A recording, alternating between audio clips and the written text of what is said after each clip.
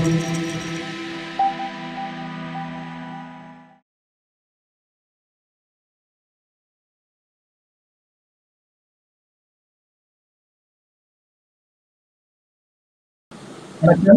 YouTube நேயர்களுக்கு வணக்கம். இன்னைக்கு நம்ம வந்து ஐசிஐசிஐ மியூச்சுவல் ஃபண்ட் நிறுவனத்தின் முதன்மை முதலீட்டு அதிகாரி, அதாவது சீஃப் இன்வெஸ்ட்மெண்ட் ஆஃபீஸர்னு சொல்லுவோம், chief investment officer and executive director mister Sankaran Naren அவர்களை சந்திக்க போறோம். இவங்க ஒரு தமிழ்காரங்க அப்படிங்கிறதுல எனக்கு அளவற்ற மகிழ்ச்சி. ஏன்னா மும்பையில இருந்து கிட்டத்தட்ட ஒரு 3,60,000 கோடிக்கும் மேலான சொத்துக்களை அவர் நிர்வகிச்சுட்டு வர்றாங்க. அவருடைய team of fund managers and analyst, he has a big team behind him. So இவர் வந்து ஐஐடி சென்னையில படிச்சவர், சென்னைக்காரரு. பிளஸ் அதற்கப்புறம் ஐஐஎம் கொல்கத்தாவில் எம்பிஏ முடிச்சிருக்காங்க. நரேனை பத்தி சொல்லணும் அப்படின்னா, he is a strong believer of contra value investing அப்படின்னு சொல்லலாம். That is my version. He may agree, he may not agree, but he is a value investor and fund manager. இன்னொன்னு வந்து பாத்தீங்கன்னா, இன்வெஸ்டர்ஸ்னுடைய இன்ட்ரெஸ்ட ஃபர்ஸ்ட் வைக்கிறவர், முன்னிலை வைக்கிறவங்க. எப்படின்னு பாத்தீங்கன்னா, சில இப்ப ஈக்விட்டி ஜென்ரலா எல்லாரும் ஈக்விட்டியில இன்வெஸ்ட்மெண்ட் பண்ணுங்கம்பாங்க. he may take a contra opinion. Straight away he will tell, இல்ல இப்போதைக்கு டெட்டு தான் உங்களுக்கு பெட்டர், டெட்ல தான் இன்ட்ரெஸ்ட் அதிகமா கிடைக்குது. அந்த அளவுக்கு ஒரு போல்டா சொல்லக்கூடிய ஆளு. இண்டஸ்ட்ரியில் அது மாதிரி பாத்தீங்கன்னா ரொம்ப போல்ட் அண்ட் கிளியர் வியூல சொல்றவங்க வெகு சிலர் தான். அதுல நரேனும் ஒருத்தங்க. பிளஸ் மேக்ரோ லெவல் இண்டிகேட்டர்ஸை கண்டுபிடிக்கிறதுல அல்லது க்ளோஸர் டு தட் அனலைஸ் பண்றதுல he is spot on. என்னுடைய எக்ஸ்பீரியன்ஸ்லயே லாஸ்ட் 10-15 இயர்ஸ்ல I have seen him many times. Probably அது ருப்பி டாலர் ரேட் ஆகட்டும், அல்லது அதர் கோல்டு பிரைஸ் ஆகட்டும், அல்லது ரியல் எஸ்டேட் மெல்ட் டவுன் ஆகட்டும், lot of things he has deep knowledge about it in those sectors, I mean in those areas macro level. And with his knowledge, and he is joining on a Sunday நமக்காக.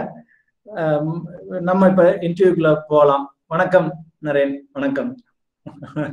Thank you for joining. இன்னைக்கு எங்க viewers and Tamil மக்களுக்காக கொஞ்சம் பண்ணிக்கிட்டு இருக்கோம். இடையில நான் கொஞ்ச நாளாவே ட்ரை பண்ணிக்கிட்டு இருந்தேன் உங்களை கேட்ச் பண்றதுக்கு. Because of lot of things இன்னைக்கு தான் அது செட்டில் ஆயிருக்கு. We are very glad. ஜென்ரலா வந்து இப்போ இன்வெஸ்டர்ஸ்க்கு வந்து பாத்தீங்கன்னா லாட் ஆஃப் கன்ஃபியூஷன்ஸ் இருக்கு. ஐ am not talking about very high level investors பத்தி நான் பேசல. சின்ன லெவல்ல சிறு முதலீட்டாளர்கள் அவங்க வந்து பாத்தீங்கன்னா சோசியல் மீடியானாலையும் நியூஸ் ரிப்போர்ட்ஸ்னாலையும் அவங்க வந்து ரொம்ப கவலைக்கு இடமா இருக்காங்க. பர்டிகுலர்னா சின்ன இன்வெஸ்டர்ஸ் எல்லாம் எனக்கு ரிட்டர்ன் அதிகமா வேணுங்கிறாங்க. அப்ப ஈக்விட்டி மியூச்சுவல் ஃபண்ட்ல தான் போடுறோம். ஸோ டு ஸ்டார்ட் வித், இப்ப இந்த COVID-19 பத்தி மக்கள் இன்னைக்கு வருமா, வெளியில வருமா, நாளைக்கு வருமான்னு ரொம்ப பயந்தாங்க. இப்ப என்ன பயப்படுறாங்கன்னா, மார்க்கெட் இவ்வளவு ஏறிடுச்சே, இப்ப போய் நம்ம முதலீடு செய்யலாமா? ஒரு பக்கம் எல்லாமே எக்கானமி டவுனுங்கிறாங்க, பொருளாதாரம் டவுனுங்கிறாங்க, பட் மார்க்கெட் ஏறிடுச்சு. அதாவது விழுந்தாலும் பயப்படுறாங்க, ஏறினாலும் பயப்படுறாங்க. ஸோ கோவிட பத்தி அது எந்த அளவுக்கு இந்தியாவுடைய எக்கானமியை அஃபெக்ட் பண்ணி இருக்கு, இப்ப இன்னைக்கு உள்ள நிலைமை எப்படி, next 1 or 2 years how it will pan out, உங்களுடைய வியூஸ்? பெரிய கம்பெனிஸ் எல்லாம் நல்லா அழகா மேனேஜ் பண்ணிட்டாங்க. நிறைய பெரிய கம்பெனிஸ் வேற பைசா வேற நிறைய ரைஸ் பண்ணாங்க இந்த 6 மாசத்துல. ஸோ அதனால பெரிய கம்பெனிஸ்க்கு ப்ராப்ளம் ஆல. பின்ன இந்த எக்கானமில இந்த மேல இந்த upper middle class, upper class அவளுக்கெல்லாம் ஒரு இம்பாக்ட் இருக்குல்ல. இந்த அக்ரிகல்ச்சர்ல சம்பந்தமா இருந்தவங்க அவளுக்கும் ஒரு இம்பாக்ட் ஒன்றும் இருக்குல்ல. ஏன்னா இவங்க யாருக்கும் ப்ராப்ளம் ஆல. பட் அர்பன் ஏரியாஸ்ல யாரெல்லாம் டைரக்டா வேலை பண்ண வேண்டிய சூழ்நிலையில இருக்கிறவா அவளுக்கெல்லாம் நிறைய ப்ராப்ளம்ஸ் ஆச்சு. அந்த ப்ராப்ளம் சால்வும் ஆகல, இந்தியாலையும் சால்வ் ஆகல, பாக்கி இடத்துலயும் சால்வ் ஆகல. அதனால அதோட long term negative impact I think அடுத்த 2-3 வருஷத்துல வரும்னு நினைக்கிறேன். அதனால என்னோட ஒப்பீனியன் கேட்டீங்கன்னா 2021 ஒரு நல்ல கரெக்ஷன் வரதுக்கு சான்ஸ் இருக்குன்னு எனக்கு தோன்றது. அதனால மார்க்கெட்ல யாரெல்லாம் அசெட் அலோகேஷன் மாதிரி மாடல்ல இன்வெஸ்ட் பண்றாலோ அவளுக்கு ப்ராப்ளம் கிடையாது. யாரெல்லாம் ரொம்ப அக்ரெசிவா இன்வெஸ்ட் பண்றாலோ அந்த கரெக்ஷன்ல எப்படி ஹேண்டில் பண்ண போறா அப்படிங்கிறது ஒரு கேர்ஃபுல்லா இருக்கணும். ஏன்னா மார்க்கெட்டோட இன்னைக்கு இருக்கிற வேல்யூவேஷன் ஜனவரி பிப்ரவரியிலேருந்து ஜாஸ்தி தான் ஆயிருக்கு, தவிர கம்மி ஆகலை. ஏன்னா ஏர்னிங்ஸ் நிறைய கம்மி ஆயிருக்கு நிறைய கம்பெனிஸ்ல. பாக்கி கம்பெனிஸ்ல ஆலையா இருக்கலாம், பட் கொஞ்சம் கம்பெனிஸ்ல நிஜமா கம்மி ஆயிருக்கு. ஸோ அதனால கொஞ்சம் கேர்ஃபுல்லா இருக்கிறது, இந்த லெவல்ல இருந்து கேர்ஃபுல்லா இருக்கிறது பெஸ்ட். அதுக்கு சொல்யூஷன் அசெட் அலோகேஷன் மாதிரி மாடல் தான் பெட்டர்னு எனக்கு தோன்றது. என்னோட ஒப்பீனியன்ல எல்லாரும் யூஎஸ் எலெக்ஷன், இந்தியா எலெக்ஷனுக்கு அப்புறம் இந்தியாவில் ஒரு கரெக்ஷன் வந்தது, அதே மாதிரி யூஎஸ் எலெக்ஷனுக்கு அப்புறம் யூஎஸ்லயும் ஒரு கரெக்ஷன் ஆகலாம் அடுத்த ஒரு வருஷத்துல வரும்னு எனக்கு தோன்றுது. அந்த கரெக்ஷனை பயன்படுத்தி அந்த கரெக்ஷன்ல உங்களுக்கு பைசா கம்மியா ஈக்விட்டியில இன்வெஸ்ட் பண்ணியிருந்தேன்னா அந்த கரெக்ஷன்ல பைசா இன்வெஸ்ட் பண்ணலாம் அப்படின்னு எனக்கு தோன்றுது. Very good, very good, very good. So அந்த இம்பாக்ட் இருக்குது. ப்ராப்ளி இன்னும் கொஞ்சமா எதிர்பார்க்குறீங்க 2021லையும். As always you are spot on. Generally let us hope for the best. And அதை வந்து நீங்க it's like more of hybrid ஸ்கீம்ஸ்ல அதை பத்தி நான் கொஸ்டின் லேட்டரா வச்சிருக்கேன். we will get into it. இது தவிர வந்து இப்ப இன்னைக்கு லெவல்ல லைக் இன்னைக்கு லெவல்ல யாராவது இன்வெஸ்ட்மெண்ட் பண்ணாங்கன்னா ஒரு next 1 year, talking about equity, next 1 year, next 3 year, next 5 இயர்ஸ்ல என்ன மாதிரி எதிர்பார்க்கலாம் அவங்க ஒரு ரிட்டர்ன்ஸை, அண்ட் இன்டைரக்ட்லி இந்தியன் எக்கானமி அதுக்கு ஒத்துழைக்கணும். So what is your thought on Indian economy next 1, 3, 5 years? ஏன்னா இப்போ யங்ஸ்டர்ஸ்ல 10 இயர்ஸ்னு பேசணும்னா ஈக்விட்டிக்கு 10 இயர்னு பேசணும்னா இல்ல சார் நான் 10 இயர்னா பண்ணவே இல்லைன்னு போயிடுறாங்க அந்த அளவுக்கு youngsters. So my question is next 1, 3, 5 இயர்ஸ்ல எந்த அளவுக்கு இருக்கும் ரிட்டர்ன்ஸ் எதிர்பார்க்கலாம்? கொஞ்சம் கன்ஃபியூசிங் டைம்ல இந்த மாதிரி இன்டர்வியூ, நவராத்திரி தீபாவளி டைம்ல நீங்க இந்த மாதிரி ஒரு இன்டர்வியூ என்ன கூப்பிட்டுருக்கேன். ஆனா மார்க்கெட் லெவலை பொறுத்த வரைக்கும் இப்போ 1, 3 இயர் ரிட்டர்ன் என்ன கிடைக்குன்னு கேட்டீங்கன்னா எனக்கே கொஞ்சம் கன்ஃபியூசிங்கா இருக்கு. என்ன கேட்டீங்கன்னா 5 இயர் ரிட்டர்ன் கேட்டீங்கன்னா டீசெண்டா இருக்கணும்னு நான் நினைக்கிறேன்.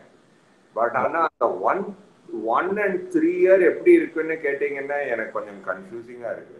என்ன கேட்டீங்கன்னா மார்க்கெட் நல்லா ஏறி போச்சு. நீங்க மார்ச்ல என்ன யாரையாவது நீங்க கேட்டிருந்தேன்னா அக்டோபர்ல மார்க்கெட் 12,000 பக்கத்துல நிஃப்டி இருக்குன்னு யாராவது கேட்டிருந்தேன்னா யாரும் நம்பியிருக்க கூட மாட்டாங்க. ஆனா நீங்க 12,000 பக்கத்துல இப்போ வந்து என்ன இன்டர்வியூ பண்ணும்போது இந்த கொஸ்டின் கேட்கும்போது எனக்கு கஷ்டமா இருக்கு. 1 இயர் and 3 இயர் என்ன இருக்கும்னு சொல்றது ரொம்ப கஷ்டமா இருக்கு. என்ன கேட்டீங்கன்னா நான் என்ன சொல்லுவேன்னா 5 வருஷம் அவுட்லுக்கை வச்சுட்டு நீங்க இன்வெஸ்ட் பண்ணலாம். 1 இயர் 3 இயர் அவுட்லுக்கை வச்சுட்டு இன்வெஸ்ட் பண்ணோம்னா நீங்க கையில பைசா வச்சுக்கணும். மார்க்கெட் கீழே விழும்போதும் இன்வெஸ்ட் பண்றதுக்கு பைசா வச்சுக்கணும்னு நான் சொல்லுவேன். அது இன்வெஸ்ட் பண்றதுக்கு உங்க கையில பைசா இல்லைன்னா கொஞ்சம் ப்ராப்ளம்னு நான் நினைச்சுப்பேன். ஏன்னா மார்க்கெட்ல அடுத்த 1 வருஷத்துலயோ அடுத்த 2 வருஷத்துலயோ ஒரு கரெக்ஷன் வராதிக்கு இருக்கிறது சான்ஸ் இல்லை தோன்றது. ஒரு கரெக்ஷனாவது வரும்னு என்னோட அபிப்பிராயம். என்ன கேட்டீங்க?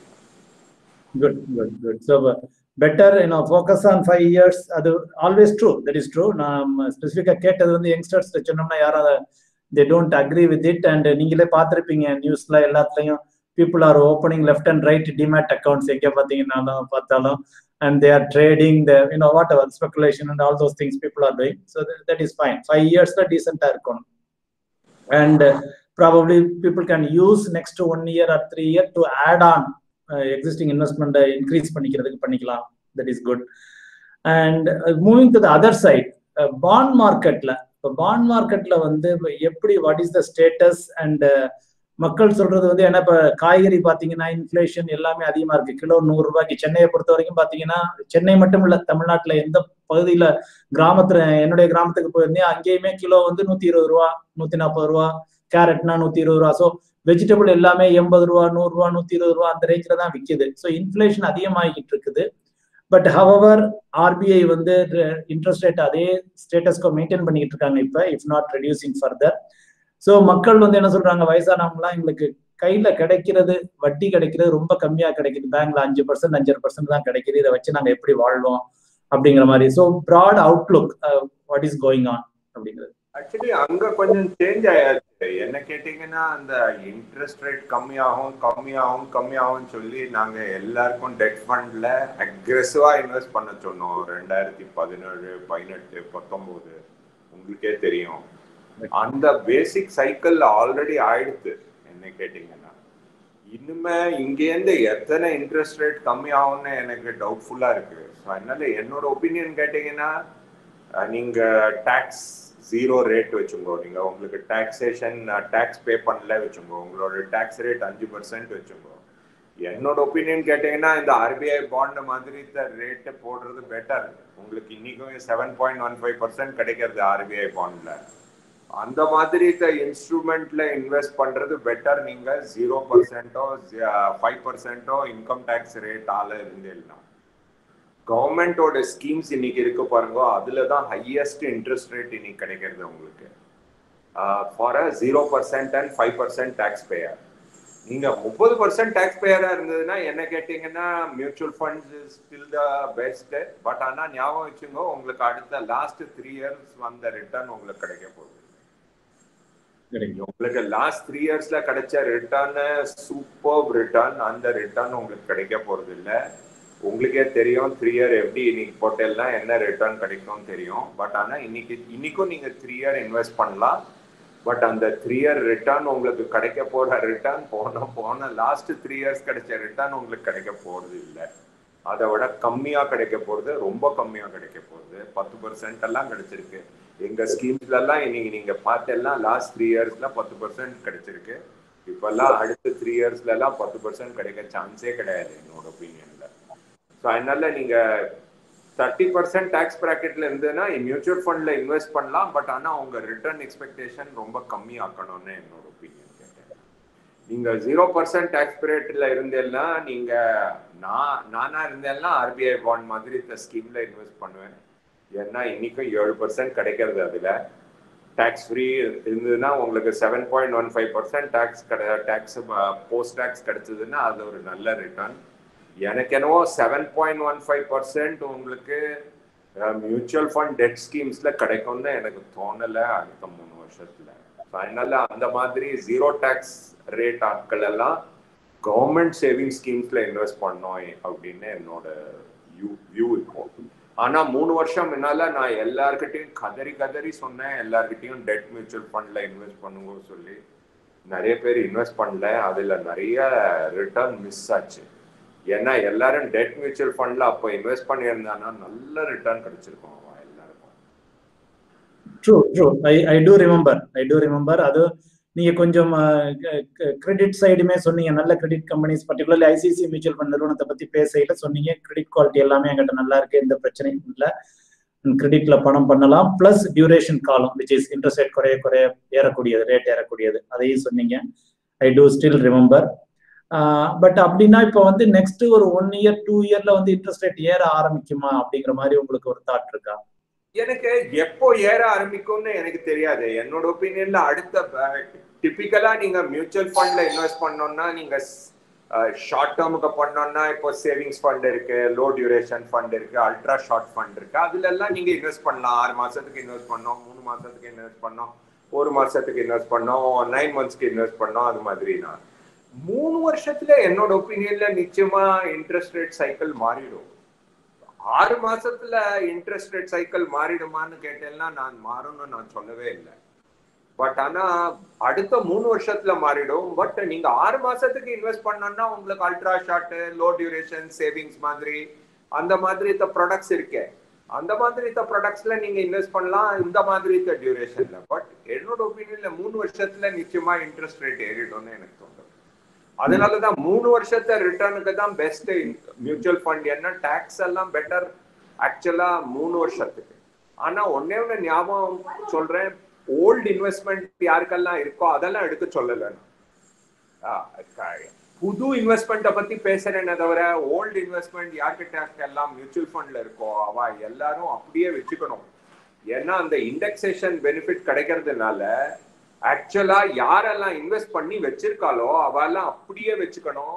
அதே இன்வெஸ்ட்மெண்ட்டை அதை எடுக்கணும்னு நான் சொல்லவே இல்லை. புது இன்வெஸ்ட்மெண்ட்டை பத்தி தான் பேசுறேனே தவிர ஓல்டு இன்வெஸ்ட்மெண்ட் இப்போ எங்கிட்டயே 2017 போட்ட பைசா இருக்கு, 2018 போட்ட பைசா இருக்கு. அதெல்லாம் அவ எல்லாரும் அந்த இன்வெஸ்ட்மெண்ட்டை எடுக்கணும்னு நான் சொல்லவே இல்லை. அப்படியே they have to maintain that. Of course indexation benefit எல்லாமே இருக்கு, வெளியில எடுத்தா டாக்ஸ் கட்டணும். பிளஸ் அவங்க they will be sitting on a good profit also, நல்ல ரேட்ல. ஆமா, பண்ணிட்டு இருப்பாங்க. So that is fully agreed. You know so probably if I can grass from your thing, it will take இந்த லோ இன்ட்ரெஸ்ட் ரேட் இன்னும் கொஞ்சம் நாளைக்கு ப்ராப்ளி 6 மாசம், 1 வருஷம், 1.5 வருஷம் கண்டினியூ ஆகலாம். பட் 3 இயர்ஸ்ல இட் ஷுட் கோ அப் அப்படிங்கிறது தான் ஒரு தாட்டா நான் எடுத்துக்கிறேன். இன்னொன்னு வந்து பாத்தீங்கன்னா, இப்ப சமீபத்துல எனக்கு தமிழ்நாட்டுல மட்டுமானு தெரியல அல்லது ஆல் இண்டியாவான்னு தெரியல, அதாவது இந்த பெர்பெச்சுவல் பாண்ட்ஸ் இன்ட்ரெஸ்ட் ரேட் குறைய குறைய வந்து மக்கள் வந்து நான் அதிக ரிஸ்க் எடுக்கிறேன் அப்படிங்கிற மாதிரி பெர்பெச்சுவல் பாண்ட்ஸ் போய் நிறைய மக்கள் வாங்க ஆரம்பிச்சிட்டாங்க. எனக்கு 9% கிடைக்குது 10% கிடைக்குது அப்படின்னு சொல்லிட்டு. ஸோ இப்போ எஸ் பேங்கினுடைய இதுல பார்த்தோம், ஆர்பிஐயே ரூல்ட் அவுட் அந்த பெர்பெச்சுவல் பாண்ட் ஹோல்டர்ஸுக்கு நீங்க அதிகமா ரேட் இன்ட்ரெஸ்ட் ரேட் வச்சிருந்தீங்க, you have been compensated adequately. So அந்த அவங்களுக்கு செட்டில்மெண்ட்டே போகல, ஒரு 7,000-8,000 கோடி ரூபா போகல, பெரிய HNI எல்லாம் இன்வெஸ்ட்மெண்ட் பண்ணியிருந்தாங்க. இப்போ இண்டிவிஜுவல்ஸ் எல்லாமே போய் இந்த பெர்பெச்சுவல் பாண்டை வாங்கிட்டு இருக்காங்க, அதிக இன்ட்ரெஸ்ட் ரேட் கிடைக்குதுன்னு. உங்களுடைய யூனோ காஷனோ அட்வைஸோ அல்லது what is your thought on that? Plus உங்க போர்ட்போலியோல அது மாதிரி பெர்பெச்சுவல் பாண்ட்ஸ் வச்சிருக்கீங்களா? ஆக்சுவலா எங்க கையில இருக்கு. அது எங்க பொறுத்த வரைக்கும் எங்க கையில இருக்கிற ஸ்கீம்ஸ்ல எதுல எல்லாம் இருக்கோ நாங்க ரொம்ப பாசிட்டிவ். ஆனா இன்னைக்கு போன வாரம் செபி ஒரு சர்க்குலர் கொண்டு வந்திருக்காங்க. அந்த சர்க்குலருக்கு அப்புறம் நீங்க ஸ்மால் அமௌண்ட் எல்லாம் இன்வெஸ்ட் பண்ண முடியாது பெர்பெச்சுவல் பாண்ட்ல. அப்படி ஒரு சர்க்குலர் கொண்டு வந்திருக்காங்க. ஆக்சுவலா செபி என்ன சொல்றாங்க, இண்டிவிஜுவல்ஸ் எல்லாம் ஜாஸ்தி அதை வாங்கக்கூடாது, ஏன்னா அவங்களுக்கு அதை பத்தி அந்த ப்ராடக்டோட ரிஸ்கே அவளுக்கு புரியாது அப்படிங்கிற மாதிரி ஒரு சர்க்குலர் கொண்டு வந்திருக்காங்க. எங்களுக்கு அதோட அனாலிசிஸ் பண்றதுக்கு தெரியும். எங்க கிட்ட எலாபரேட் சிஸ்டம்ஸ் வேற இருக்கு. நாங்க இது வரைக்கும் ₹1 கூட அதுல லாஸ் பண்ணதே கிடையாது. ஏன்னா எங்களுக்கு அதை பத்தி அனலைஸ் பண்றதுக்கு இல்ல கெப்பாசிட்டி உண்டு, அதுல என்னெல்லாம் பண்ணணும்னு தெரியும்.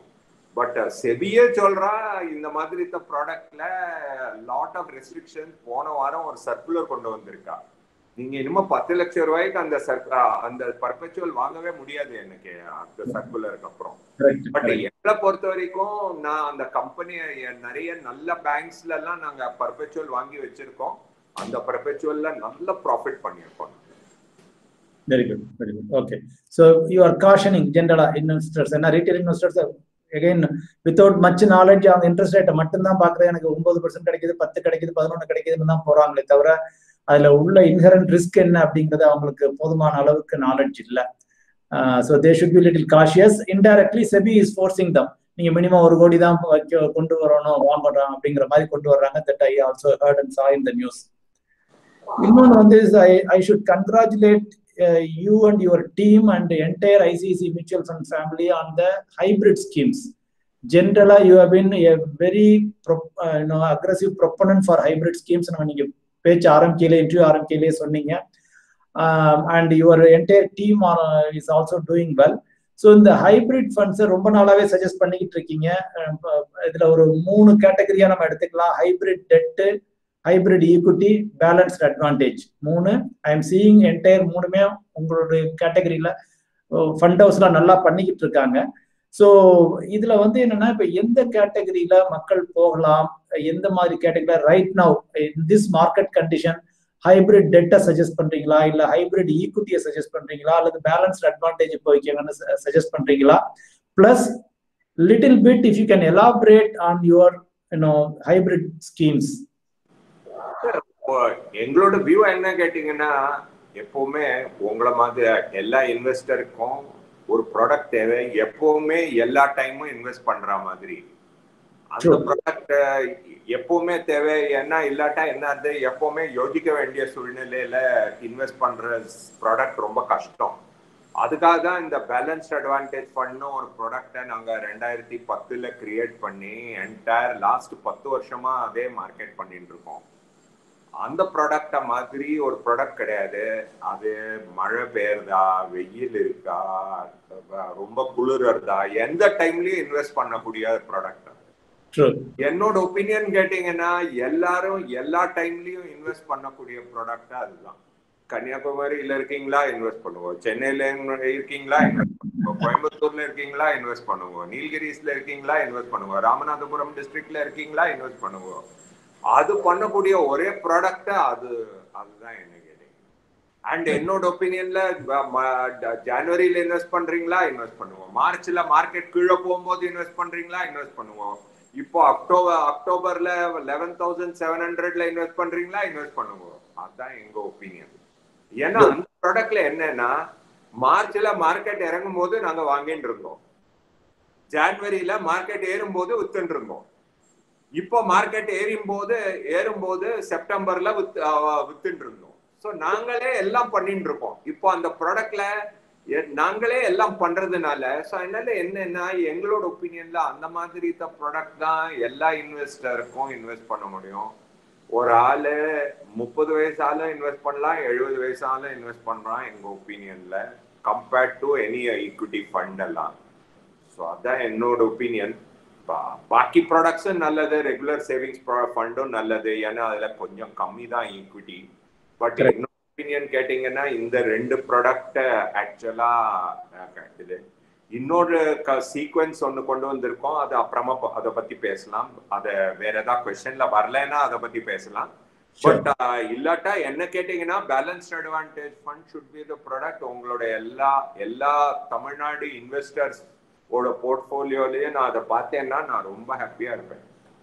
Good good. அப்ப அதை பத்தி பேசல வந்து இப்ப ஜஸ்ட் ஃபார் த வியூவர்ஸ், நீங்க இப்ப மார்ச் ஏப்ரல்ல என்ன மாதிரி பெர்சன்டேஜ் ஈக்விட்டி இருந்துச்சு, if you good remember, and right now என்ன மாதிரி ஈக்விட்டி லெவல்ஸ் இருக்கு பெர்சன்டேஜ் நெட் ஈக்விட்டி?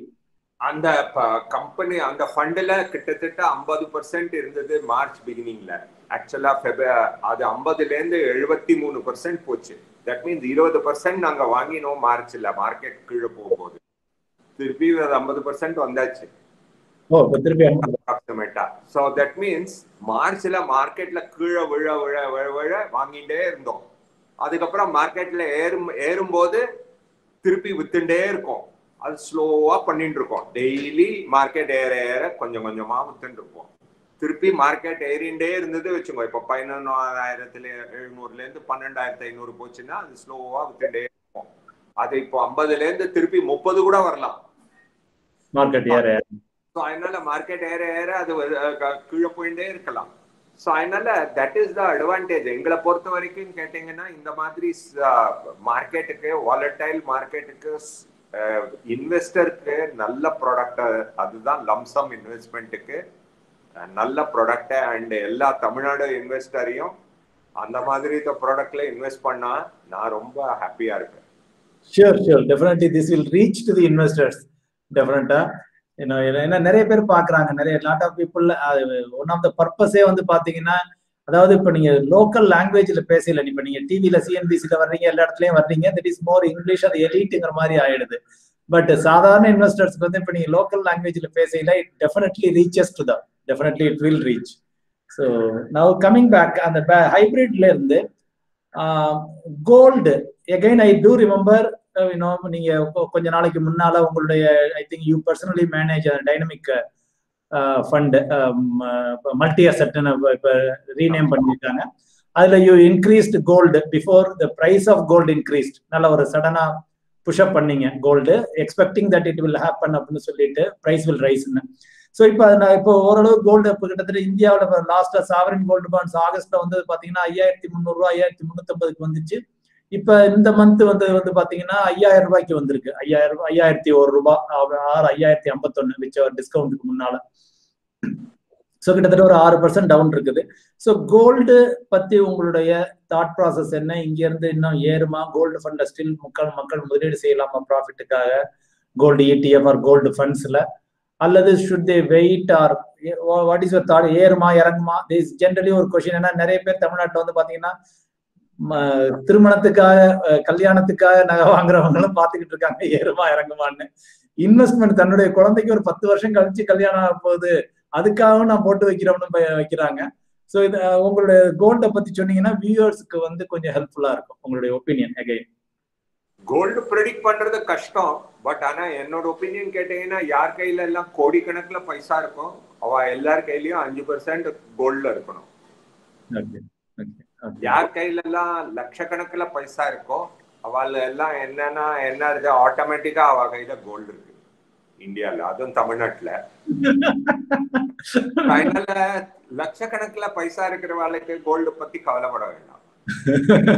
ஏன்னா அவ கையில அந்த 5% ஆட்டோமேட்டிக்கா வந்துடுறது ஒப்பீனியன்ல தமிழ்நாட்டுல. பட் கோடி கணக்குல யார் கையில பைசா இருக்கும், அவன் எல்லாருக்கும் ஸ்லோவா எப்போவாவது 5% கோல்டு வெயிட்டேஜ் அவ போர்ட்போலியோல கிரியேட் பண்ணி ஆகணும். என்ன கேட்டீங்க, அது எப்போ கிரியேட் பண்ணோம்னு கேட்டீங்கன்னா எனக்கே தெரிய மாட்டேங்கிறது. ஏன்னா இப்ப ஏறி போச்சு. நீங்க 2018 கேட்டிருந்தேன்னா இன்னைக்கு சொல்லுவேன். பட் இன்னைக்கா கிரியேட் பண்ணனா அந்த 5% வெயிட்டேஜ்னு சொன்னேன்னா எனக்கு தெரியல. பட் இப்போ நான் 1% வெயிட்டேஜ் கிரியேட் பண்ணிடுவேன், 2% வெயிட்டேஜ் கிரியேட் 5% வெயிட்டேஜ் கிரியேட் பண்ணுவேன்னு எனக்கு தெரியல. பட் யார் கையில எல்லாம் கோடி கணக்குல இருக்கோ இன்னைக்கு கூட நான் 2% வெயிட்டேஜ் கிரியேட் பண்ணிடுவேன். பட் லட்சக்கணக்கான யார் கையில எல்லாம் லட்சக்கணக்கான பைசா இருக்கோ அவெல்லாம் கோல்ட விட்டுருவேன். ஏன்னா தமிழ்நாடு மக்களுக்கு கோல்டு மேல ஒரே ஆசை. அதனால அவங்க எப்படியாவது ஜிஆர்டி போவாங்க, வேற எங்கேயா போவாங்க, எப்படியோ அவங்க கையில 5% கோல்டு இருந்துடும். கூடவே இருக்கும் கூடவே இருக்கும். So probably அதனால you are very cautious on gold, if I may take right now, either way. But gold is a necessity. என்ன கேட்டீங்க? Okay, good. That's இதுல on the pharma segment வந்து இப்ப இந்த கோவிட் வந்ததுல இருந்து வந்து pharma sector உங்க ஃபண்ட் சரி, pharma and healthcare, I think you came at the right time, like 1.5-2 years before NFO வந்தீங்க. And it has done fantastically. Total pharma sector எல்லா ஃபண்டுமே நல்லா பண்ணியிருக்காங்க. இப்போ still is it good time பணத்தை இன்னும் pharma செக்டார்ல போடலாமா, அல்லது it is better to wait and வாட்சா, அல்லது எஸ்ஐபி மூலம் போடலாமா? What is your thought general? அதாவது ஒரு நல்ல வசதி உள்ள ஆளுன்னு வச்சுங்க. I am not talking very marginal investor. ஒரு வசதி உள்ள ஆட்கள், they want to make some money out of pharma sector, still is there opportunity? என்னோட பிரின்சிபல் எப்படின்னா, ஒரு ஃபண்ட் ரொம்ப ரிட்டர்ன் கொடுத்ததுன்னா அதுக்கப்புறம் கொஞ்சம் காஷியஸா இருப்பேன். ரிட்டர்ன் ரொம்ப ஜாஸ்தி கொடுத்தாச்சு இப்போ, அதுக்கப்புறம் நான் கொஞ்சம் காஷியஸா இருக்கிறது தான் என்னோட மாடல். நான் ரொம்ப பாசிட்டிவா இருந்தேன், உங்களுக்கே தெரியும். பட் இப்போ இத்தனை ரிட்டர்ன் வந்ததுக்கு அப்புறம் உட்காந்துட்டு எஸ்ஐபி போடுறதுல தப்பு இல்லை. பட் லம்சம் இன்னைக்கு போடுறது 60-70% ஏறினதுக்கு அப்புறம் இன்னைக்கு உட்காந்துட்டு இன்வெஸ்ட் பண்றது லம்சம்ல நான் எனக்கு என்னவோ கொஞ்சம் கேர்ஃபுல்லா இருக்கிறது பெட்டர் தோன்றது. அதுக்காக அது நெகட்டிவ் வியூ சொல்ல மாட்டேன். It is not a negative view. But ஆனா என்னோட பிரின்சிபல்ஸ்ல எப்பவுமே மார்க்கெட் 60-70% ஏறி எடுத்துன்னா அதுக்கப்புறம் காஷனா இருக்கிறது என்னோட மாடல். ஸோ அந்த மாடல்ல நான் காஷனா இருப்பேன். எஸ்ஐபி ஆரம்பிக்கிறதுல தப்பு இல்லை, ஏன்னா எல்லாருக்கும் வியாதி வந்துட்டே தான் இருக்கு. ஸோ அதனால அதுல எஸ்ஐபி பண்றதுல தப்பு இல்லை. பட் ஆனா லம்சம் இன்னைக்கு ஃபார்மா ஃபண்ட்ல போடுவேன்னா போட மாட்டேன். Okay, that is a very clear cut answer அங்கேயும். Okay, good. So better be cautious. It is true also. ஏன்னா லாஸ்ட் 6-7 monthsல ஆல் ஆஃப் அ சடன் ஒரு 5 வருஷத்துல என்ன ரிட்டர்ன் கொடுக்கணுமோ அது ஒரு 6 மாசத்துல வந்துருச்சு, 6 மாசம் 8 மாசத்துல வந்துருச்சு. So that is good. And இப்போ நீங்க you manage lot of equity funds, debt funds எல்லாமே உங்க அண்டர்ல lot of fund managers are managing, நீங்க சூப்பர்வைஸ் பண்றீங்க. All those things, it's a group thing. But generally இப்போ நம்ம ஒரு ஐசிசி மியூச்சுவல் ஃபண்ட் நிறுவனம் அப்படின்னு எடுத்துக்கிட்டா, what is your strategy general in a simple way to understand for investors? How do you, எல்லாரும் பண்றாங்க, மேனேஜ் பண்றாங்க, but there will be something unique to ICICI fund house which you follow. and ஏன்னா ஸ்ட்ராட்டஜின்னு சொல்றது easy, அதை follow பண்றது இன்னும் கஷ்டம். And that too down times up டைம்ஸ்ல நீங்க சொன்ன மாதிரி உங்களுடைய வியூவில் இப்போ சொன்னீங்கல்ல, உங்களுடைய பிரின்சிபிள்ஸ்ல, ஸோ அதை ஃபாலோ பண்றது கஷ்டம். அது what do you do? And I am sure that நீங்க சொல்ற ஸ்ட்ராட்டஜியை யூ ஆர் கண்டினியூஸ்லி ஃபாலோயிங். வேல்யூனா வேல்யூல you stick on to it and remain with it. அது மாதிரி உங்களுடைய ஜெனரல் ஃபண்ட் ஹவுஸ் ஸ்ட்ராட்டஜி என்ன, ஈக்விட்டி ஃபண்ட்ஸ் இல்லை டெட் ஃபண்ட்ஸ் ரெண்டையும் பொறுத்த வரைக்கும்? எங்க ஸ்ட்ராட்டஜி என்னன்னு கேட்டேன்னா, கடைசியில எங்க ஸ்ட்ராட்டஜி இன்வெஸ்டருக்கு பைசா பண்ணணும் லாங் டேர்ம்ல. That is the basic strategy. But அந்த தான் எங்க பேசிக் ஸ்ட்ராட்டஜி. என்னன்னா 3,60,60,000 கோடி மேனேஜ் பண்றதுனால டிஃப்ரெண்ட் ப்ராடக்ட்ஸ் இருக்கும். அந்த டிஃப்ரெண்ட் ப்ராடக்ட்ஸ் இருக்கிறத வச்சுட்டே தான் ஆனோம், வேற வழியே கிடையாது எங்களுக்கு. அண்ட் ஒவ்வொரு ப்ராடக்டை எல்லா ப்ராடக்டும் ஒரே மாதிரி ரன் பண்ணினோம்னா எங்களுக்கு ப்ராப்ளம். ஸோ அதனால நிறைய ப்ராடக்ட் ரன் பண்றோம். பட் எங்களோட பேசிக் வியூ என்னன்னு கேட்டேன்னா, எங்களோட எல்லா இன்வெஸ்டரும் லாங் டேர்ம்ல பைசா பண்ணணும்னா பேலன்ஸ்ட் அட்வான்டேஜ் ஃபண்ட் மாதிரி ப்ராடக்ட் தான் எங்களுக்கு ரொம்ப பிடிக்கும்.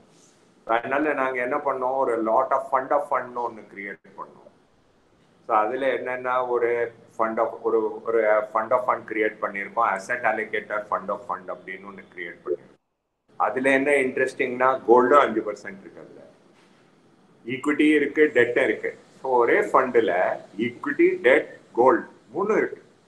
ஸோ நீங்க அதுல பைசா போட்டேன்னா உங்களுக்கு ஈக்விட்டி, டெட், கோல்டு 3 கிடைச்சிடுது. அண்ட் மார்க்கெட் ஏற ஏற ஈக்விட்டியை டெட்டுக்கு கன்வெர்ட் பண்ணுவோம். டெட்டை இறங்க ஐ மீன் ஈக்விட்டி இறங்க டெட்டை ஈக்விட்டிக்கு கன்வெர்ட் பண்ணுவோம். எங்கேயாவது கோல்டு ரொம்ப ஏறி போச்சுன்னா கோல்டை கன்வெர்ட் பண்ணி ஈக்விட்டி வாங்கிடுவோம், அதுவும் பண்ணுவோம். ஸோ ஒரே ப்ராடக்ட்ல ஈக்விட்டி, டெட், கோல்டு 3 கிடைக்கிறது. அதே மாதிரி ஒரு fund of global advantage fund of fund ஒன்று வச்சிருக்கோம். அதுல நாங்க அமெரிக்காலேயே இன்வெஸ்ட் பண்ணலாம், ஜப்பான்லயே இன்வெஸ்ட் பண்ணலாம், ஏஷியாலேயே இன்வெஸ்ட் பண்ணலாம், சைனாலேயே இன்வெஸ்ட் பண்ணலாம். அந்த மாதிரி ஒரு ப்ராடக்ட் வச்சிருக்கோம். ஸோ ஒரு எல்லா தீம்லயும் இன்வெஸ்ட் பண்ற மாதிரி அந்த ஃபண்ட்ல ஆக்சுவலா நாங்க ஃபார்மால நிறைய பைசா போட்டிருந்தோம். ஸ்லோவா அந்த ஃபண்ட்ல ஃபார்மா கம்மி பண்ணிட்டே வரோம், திமேட்டிக் ஃபண்ட் ஆஃப் ஃபண்ட். அதனால ஒரு ஃபண்ட் ஆஃப் ஃபண்ட் அப்படின்னு ஒரு ஸ்ட்ராட்டஜி கிரியேட் பண்ணி அதுல ஏன்னா அதுக்கப்புறம் இன்வெஸ்டர் அந்த ப்ராப்ளத்தை மேனேஜ் பண்ண வேண்டாம், பைசா போட்டுட்டு அதுக்கப்புறம் நாங்க அந்த ஜாப் ஃபார்மாலேருந்து நாங்க கொஞ்சம் பைசா கமாடிட்டிக்கு மூவ் பண்ணோம், ஃபார்மால இருந்து கொஞ்சம் பைசாவே இன்ஃப்ராக்கு மூவ் பண்ணோம். இதெல்லாம் எங்களோட தொல்லையாயிடுது. சோ லாங் டேர்ம் இன்வெஸ்டர் பைசா பண்றது தான் எங்க ஸ்ட்ராட்டஜி. என்ன கேட்டீங்க, தலையாய கொள்கை அப்படிங்கிற மாதிரி. Very good, very good. And between there is always a debate between fund managers சர்க்கிள்ல வந்து பாத்தீங்கன்னா சில பேர் சொல்றாங்க நாங்க growth ஃபாலோ பண்றோம், growth ஸ்டைல். சில பேர் வேல்யூ ஸ்டைல் ஃபாலோ பண்றோம். growth ஸ்டைல்னு போகையில அதிகமான பிஇ கொடுத்து வாங்குறாங்க.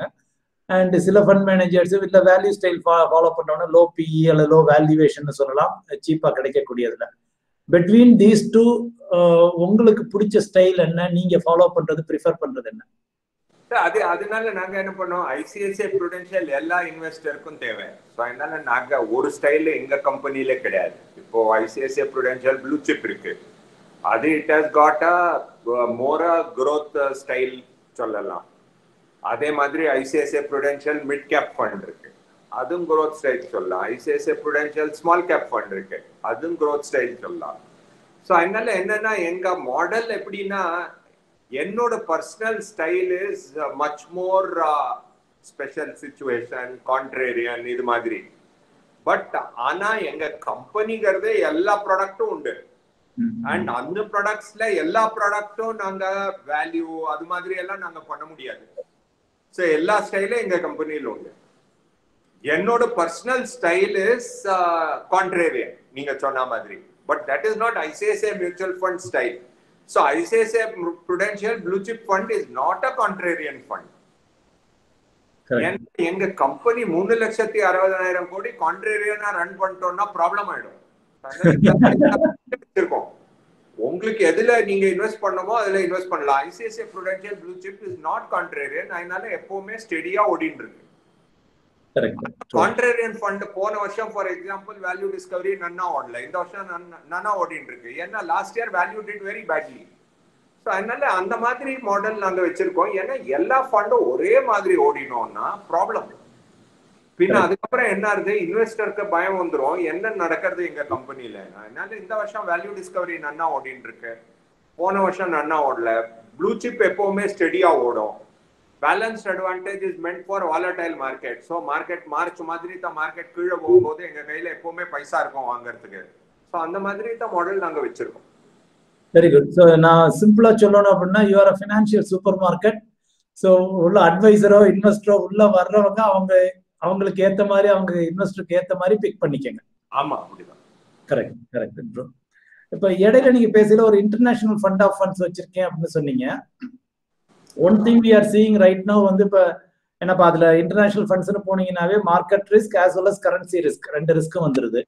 ஸோ அப்படிங்கிற இப்போ வந்து ஒரு 75, 76 rupees, 77 rupeesக்கு போன டாலர் வந்து இப்போ ரைட் நவ் 73 rupees அது மாதிரி வருது. ஸோ ருபி அப்ரிஷியேட் ஆகிட்டு இருக்கு. ஸோ அப்போ இது மாதிரி சூழ்நிலையில வந்து இன்டர்நேஷனல் ஃபண்ட்ஸ் இஸ் இட் ஓகேவா? கரன்சி ரிஸ்க் இருக்கா, மார்க்கெட் ரிஸ்க் இருக்கா? இது கோல்டு மாதிரி நான் சொல்லுவேன். 5% யார் கையில எல்லாம் crores of பைசா இருக்கோ 5% at least ICICI Prudential Global advantage fund of Fund மாதிரி இந்த ப்ராடக்ட்ல இன்வெஸ்ட் பண்ணி ஆகணும். That is my view. அதுல எப்படின்னா தமிழ்நாட்டுல யாரும் இன்வெஸ்ட் பண்ணிருக்க மாட்டா. அதனால எல்லா இன்வெஸ்டரும் இன்வெஸ்ட் பண்ணலாம் என்ன கேட்டீங்கன்னா 5%. ஓகே, அதான் என்னோட ஒப்பீனியன். ஏன்னா கொஞ்சம் டைவர்சிபிகேஷன் எப்பவுமே தேவை. ஏன்னா கடைசியில நீங்க பார்த்தீங்கன்னா நீங்க வாங்குற போன் எல்லாரும் ஃபாரின் போன் தான். நீங்க வாங்குற எல்லா எலக்ட்ரானிக் எக்யூப்மெண்ட் ஃபாரின் தான். நீங்க இப்போ ஹாலிடே போறது யாருக்கு நிறைய பேர் போறது எல்லாம் ஃபாரின். அதனால நான் என்ன சொல்லுவேன்னா கிளியரா ஒரு அமௌண்ட் ஆஃப் பர்சன்டேஜ் எப்பவுமே ஒரு ஃபாரின் ஃபண்ட்லயும் வைக்கிறது யூஸ்ஃபுல்னு சொல்லுவேன். Okay okay okay irrespective of that and probably that again அங்கேயும் நீங்க சொல்றது ஒரு 5 years timeline கூட கேக்குறீங்களா இல்லையா? ஜெனரலா it is advisable ஒரு 5 years timeline. 5 years timeline is advisable, but you should start investing now. No. Okay good. ஜென்ரலா வந்து இப்ப சமீபத்துல நீங்க பாத்தீங்கன்னா நியூஸ் பார்த்திருப்பீங்க. சர்டன் கம்பெனில 10 லட்சம் அக்கௌண்ட் டிமேட் அக்கௌண்ட் ஓபன் பண்ணாங்க. இன்னொரு கம்பெனில 5 லட்சம் அக்கௌண்ட் ஓபன் பண்ணாங்க. கோவிட் டயத்துல மக்கள் வீட்டுல இருந்தாங்க. ஸோ பொழுதுபோகல ட்ரேடிங்க்கு ஓபன் பண்றாங்க, இன்வெஸ்ட்மெண்ட்டுக்கு ஓபன் பண்றாங்க. Our public are smarter than most of the பீப்புள்னு கூட எடுத்துக்கலாம். ஸோ இப்போ அப்படி இருக்கிற எல்லாரும் நான் இண்டிவிஜுவல் டிமேட் அக்கௌண்ட் ஓபன் பண்றேன் அப்படின்ட்டு போய்கிட்டு இருக்காங்களே, அப்போ why should they come to mutual funds? நானும் மியூச்சுவல் ஃபண்ட் பிசினஸ்ல தான் இருக்கேன். Just I am asking, I want to big from your mouth. நான் 10 வருஷம் ஸ்டாக் புரோக்கிங்ல இருந்தேன் சென்னையில. அதுக்கப்புறம் அந்த பீரியட்ல நான் கும்பகோணத்துல ஒரு டெர்மினல் ஓபன் பண்ணோம், திருச்சியில டெர்மினல் ஓபன் பண்ணோம். ஸோ அதனால என்ன கேட்டீங்கன்னா டைரக்டா பண்ணலாம், பட் டைரக்டா பண்றதுக்கும் வேலை பண்ணணும். பிளைண்டா பண்ணா லாஸ் ஆயிடும். அந்த 95, 96ல என்ன மாதிரி லாஸ் இன்வெஸ்டர்ஸ் காச்சுன்னு நான் என்னோட கண் முன்னாடி பார்த்திருக்கேன். ஸோ அதனால என்னன்னு கேட்டேன்னா நீங்க சென்சிபிளா டைரக்டா இன்வெஸ்ட் பண்றதுக்கு உங்களுக்கு கேப்பபிலிட்டி இருந்ததுன்னா நீங்க நிறைய பணம் பண்ணலாம். பட் எத்தனை பேருக்கு அந்த சென்சிபிளா டைரக்டா இன்வெஸ்ட் பண்றதுக்கு கேப்பபிலிட்டி இருக்கு, அந்த மாதிரி ப்ராசஸ் ஃபாலோ பண்ணி பண்ண முடியும் அப்படின்னு எனக்கு தெரியாது. There is nothing wrong. நான் 94 to 2004 நான் broking-ல இருந்திருக்கேன். I have seen lot of sensible good direct equity investor. But என்னன்னா அந்த ஒரு சென்சிபிள் ப்ராசஸை வச்சு ஃபாலோ பண்ணல வச்சுக்கோ, அந்த 96 to 98 பீரியட்ல the number of investors பைசா லாஸ் பண்ணவா பார்த்தேன்னா நிறைய பேர் பணம் லூஸ் பண்ணியிருக்காங்க. இங்க நான் என்னோட பர்சனல் எக்ஸ்பீரியன்ஸ்ல I have seen so many people who have lost money. அதனால it requires everything requires knowledge and everything requires a process. அதெல்லாம் do they have it, இருக்கா இல்லையா அப்படின்னு டிசைட் பண்ணணும். True. So again the same thing. I mean knowledge இருந்து time இருந்துச்சுன்னா போய்க்கங்க and உங்களால manage பண்ண முடியும்னா. பட் இன்னைக்கு மோஸ்ட் ஆஃப் த பீப்புளுக்கு இப்போ ஐடில வேலை பார்க்குறவங்களுக்குலாம் பார்த்தீங்கன்னா ஆர் எனி அதர் ஒர்க்ல இருக்கவங்களுக்குமே வந்து அவங்களுக்கு ஒர்க்கே வந்து டெய்லி கம்யூட் எல்லாம் சேர்த்து பார்த்தீங்கன்னா ஒரு 10 hour 11 hour ஆயிடுது. அதுக்கு மேல டைம் இருந்து அவங்களால படிச்சு அனலைஸ் பண்ணி பண்ண முடியுமான்னு தெரியல. So mutual fund is a better option. And நம்ம ரெகுலேட்டர் சைட்ல இருந்து அது நிறைய மல்டிப்ளெக்ஸ் மூடிடுது, எங்கேயும் வெளியில போக முடியாது. அது எல்லாத்துக்குமா replacement cannot be stock market. Stock market is very serious entertainment. Better திருப்பி PVR INOX எல்லாம் திறந்த போது it is better to go to PVR and INOX for entertainment. Don't use BSE and BSE for entertainment. Very true. So in general mutual fund investors, mutual fund is a large community Indiaவில். It is increasing. 8000 கோடி ரூபாய் monthly மக்கள் முதலீடு பண்ணிக்கிட்டு இருக்காங்க. And lot of new investors வந்துகிட்டே இருக்காங்க. இப்போ எங்கிட்டையும் வர்றது லாட் ஆஃப் நியூ இன்வெஸ்டர்ஸ் தான் நிறைய பேர் வர்றாங்க. ஸோ இந்த நியூ இன்வெஸ்டர்ஸும் சரி, இப்போ அவங்களுக்கு எல்லாம் கொஞ்சம் பேஷன்ஸு, கொஞ்சம் ரிட்டர்ன் அதிகமாக எதிர்பார்க்குறாங்க, லாங் டேர்ம்னு சொல்றாங்க. பட் 10 வருஷம் கழிச்சு தான் எனக்கு தேவைங்கிறாங்க, 20 வருஷம் கழிச்சு தேவைங்கிறாங்க. பட் அந்த வாலட்டிலிட்டி ஜெர்க்ஸுக்கு அவங்க கொஞ்சம் பயந்துடுறாங்க, பண்ணிடுறாங்க. General advice, what is your advice to mutual fund investors? உங்களுக்கே தெரியும், ஒரே அட்வைஸ் எனக்கு தெரியும், balance advantage. That is fine. Maybe எப்பவுமே சொல்றாரு அந்த, நான் இது வரைக்கும் I have not given my advice. Securities investment carries risk.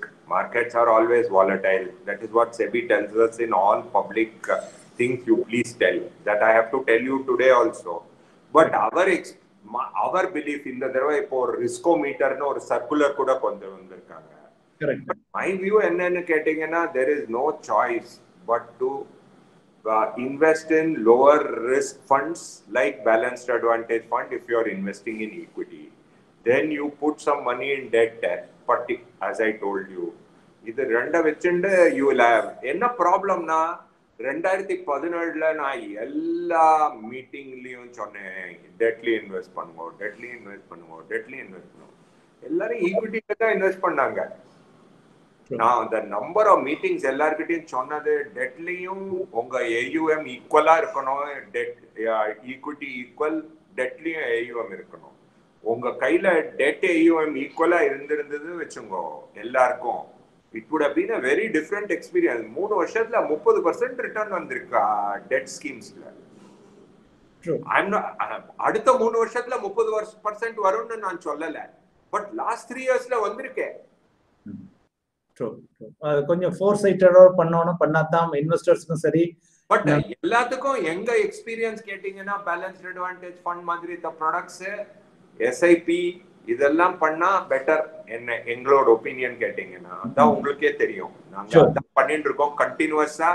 எங்க என்டையர் தமிழ்நாடு ஸ்டாஃபையும் அதான் சொல்லிட்டு இருக்கோம், கண்டினியூஸா சொல்லி.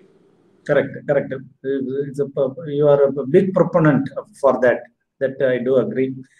And கொஞ்சம் டிஃபரெண்டா போனோம்னா, இப்ப இடையில I think somewhere you said that real estate வித்து பணம் வந்தா தான் ஸ்டாக் மார்க்கெட் ஏறும் அப்படின்னீங்க. If I heard rightly, say like real estate liquidity வரணும் அப்பதானே. So what is your thought on real estate? இன்னும் எவ்வளவு நாளாக, ரொம்ப நாளா படுத்தே கிடக்குது, இது எப்ப எந்திரிக்கும்? பட் நான் என்னோட வியூ மாத்திட்டேன். ஓகே, என்னோட போஸ்ட் ரிட்டையர்மெண்ட் தமிழ்நாடுக்கா நான் ரியல் எஸ்டேட் இப்போ தமிழ்நாட்டுல வாங்கணும்னு யோசிச்சுட்டு இருக்கேன். Oh, very good. Finally I have changed my mind on real estate. 2013 to 20 real estate has given zero return. All the return has come only in equity market. Now after 7 years of no return in real estate market, I think that Tamil Nadu real estate may be better than anything. But only thing is you have to bargain and buy, and you should not buy from a bankrupt builder who will never deliver. ரெண்டு thing I tell people, but otherwise clearly Tamil Nadu real estate should be considered. என்ன கேட்டீங்கன்னா, very good. So it is the time அப்படிங்கறீங்க probably. Only 2 things you have to bargain and buy. Second is you should not buy from a bankrupt builder who will not deliver. So that is a good signal for real Tamil Nadu people. ஏன்னா தமிழர்கள் வந்து மண்ணையும் பொண்ணையும் விரும்புறவங்க. 7 வருஷத்துல ரிட்டர்னே வரலையே sir. Check பண்ணி பாருங்க. நான் எல்லா மீட்டிங்லயும் சொல்லுவேன், ரியல் எஸ்டேட்டை வச்சு ஈக்விட்டியில போடுங்கன்னு நான் நிறைய மீட்டிங்ஸ் சொல்லியிருக்கேன், உங்களுக்கே தெரியும். 7 வருஷத்துக்கு அப்புறம் why should I have the same view? It is in your principle. It is my principle. Yeah, correct. True, I agree. 7 வருஷம் ஒண்ணுமே கொடுக்காதே, நீ கொடுக்க ஆரம்பிக்கணும். The timing may be little now or later, whatever, but ultimately it should come up. So in my own asset allocation, real estate was 0. So I said I have to prepare for my retirement and start looking at real estate in Tamil Nadu. Very good, very good. Lot of real estate developers, builders, investors, agents will be happy to hear this from you. A lot of people's life is in it. நிறைய பேர், I mean, you know that US-லயும் சரி, இந்தியாவிலையும் சரி, or any bigger country-லயும் real estate, overall real estate is the first job giverங்கிற மாதிரி, larger second. So lot of people bread and butter they depend on it. நீங்க வந்து இப்ப ஏற்கனவே இருக்கையில வந்து, if I am right, 2008 or 2010 வரைக்கும் you are managing only equity. subsequently equity and debt ரெண்டுக்குமே வந்து CEO ஆகிட்டீங்க. So you know both worlds better, equity ஆகட்டும் debt ஆகட்டும் nowadays. ஸோ இதுல வந்து உங்களுக்கு மேனேஜ் செய்யறதுக்கு எது ரொம்ப ஒரு பிடிச்சமான கேட்டகரி, ஒரு இன்ட்ரெஸ்டிங்கான கேட்டகரி நீங்க சொல்லுவீங்க? டெட்டா, ஈக்விட்டியா? அதே சமயத்துல கொஞ்சம் நல்ல வெல் ஆஃபா இருக்கவங்க whether they should focus on equity or debt? Everything is interesting. என்னன்னு கேட்டீங்கன்னா value investing has not worked as well as growth investing. அதுல கொஞ்சம் இரிட்டேஷன் எனக்கு இருக்கு. பட் என்னோட ஒப்பீனியன்ல maybe next 5 years will be different. நாங்கெல்லாம் இண்டஸ்ட்ரிக்கு வந்தபோது 2004 to 7 was first value did very well. அதனால தான் நாங்க என்ன பண்ணோம். பட் அதுக்கப்புறம் இப்போ ரீசெண்டா நீங்க பாத்தீங்கன்னா only growth investing or quality investing has worked very well. So அதனால I'm hoping that value investing does well. But macro investing has been doing very well after 2008. So that has given me a lot of happiness actually. A lot of macro calls worked because of that. That's the reason why market goes up, goes down. There are a lot of macro events which have worked. US election binala facing irukom. US election kapra I feel value investing will work. That is my view. Okay. Good.